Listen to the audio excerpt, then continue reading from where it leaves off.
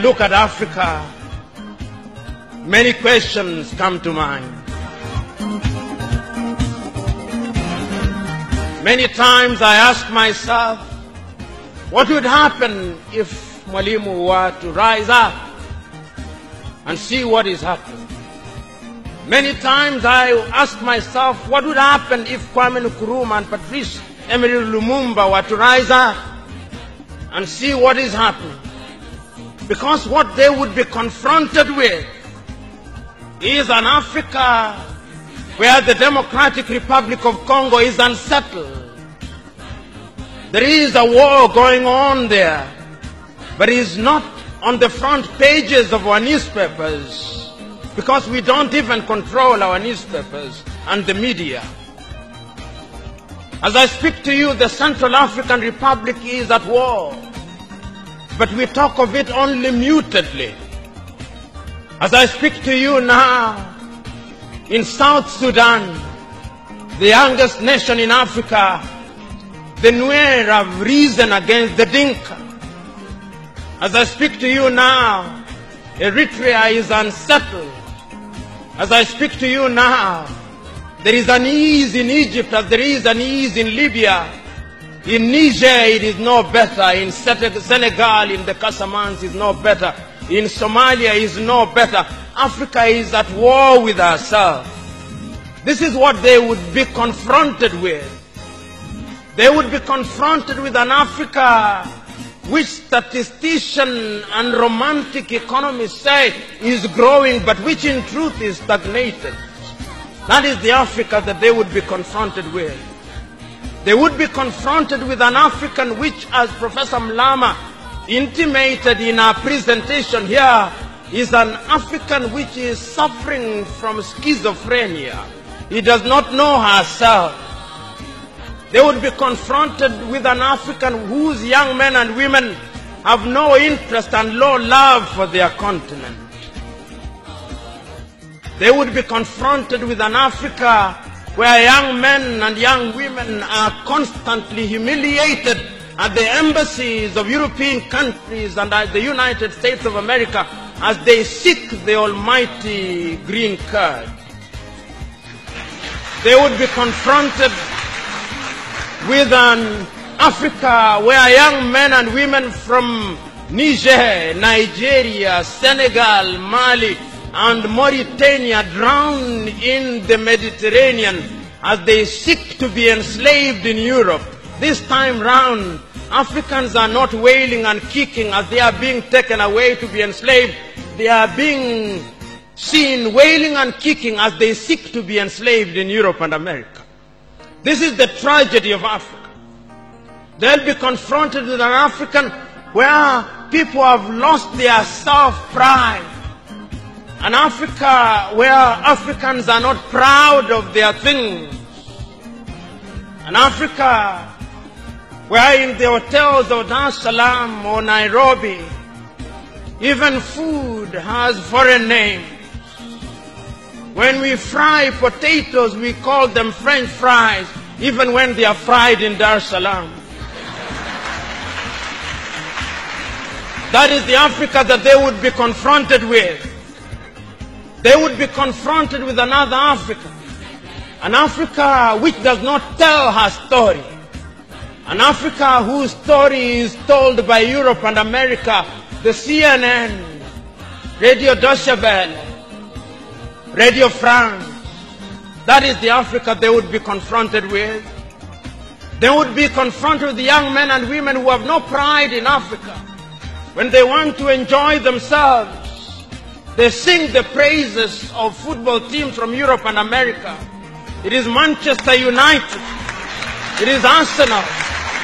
It is Real Madrid and Barcelona, not Yanga, not Mufulira Wanderers, not Gor Mahia, not FC Leopards. No.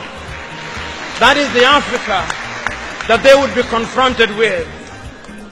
They would be confronted with an Africa which does not enjoy the theater and drama.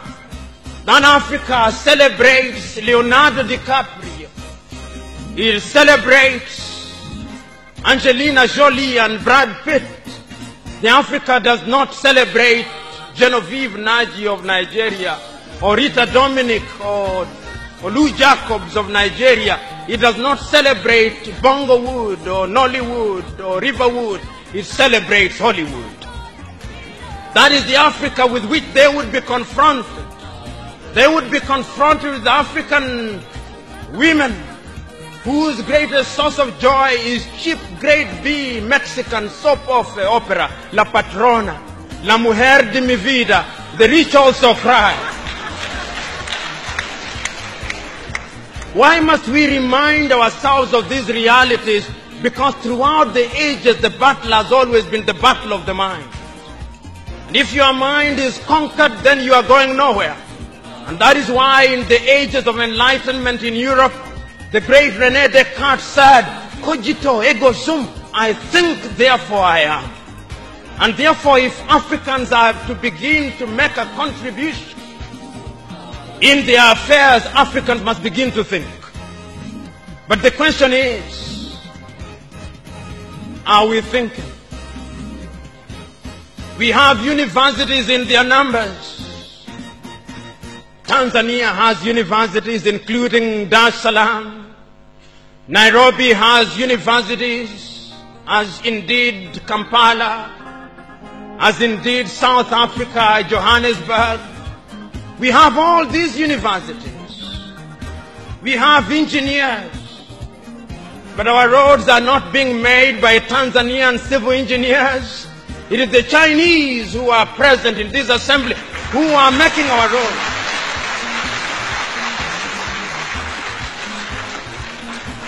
So we have engineers who cannot even make roads.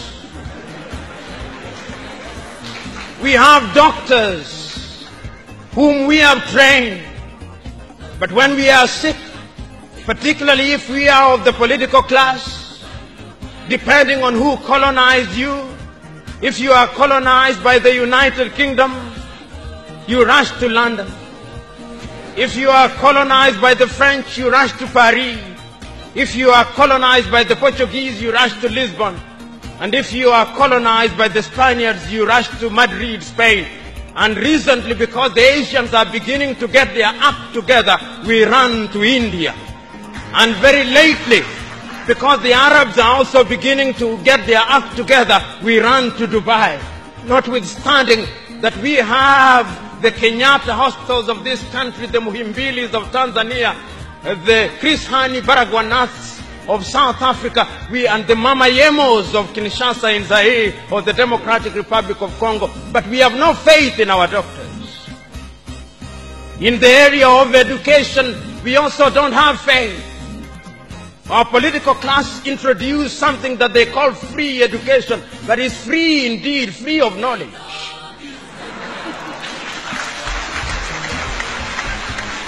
Because they are so suspicious of those institutions that the typical African politician would not dare take their children to those schools. Their children will be educated in the British system, in the American system, so that when they graduate, they go to the United Kingdom, to the United States. Not that there is anything wrong with those institutions, but the agenda is wrong because our leaders long lost the script and ought to be described for who they are, our misleaders. But we are co-authors of our own misfortune. Whenever we are given an opportunity to elect our leaders, we are given a blank check. And if you give me a blank check and you allow me to analogize, and you say that I'm given the blank check to buy a Mercedes-Benz, what we do is that when we are called upon, having been so empowered, we buy what one calls a tuk-tuk from India and expect it to behave like a Mercedes-Benz. How does that happen? Because what we do is to elect thieves. We elect hyenas to take care of goats, and when the goats are consumed, we wonder why.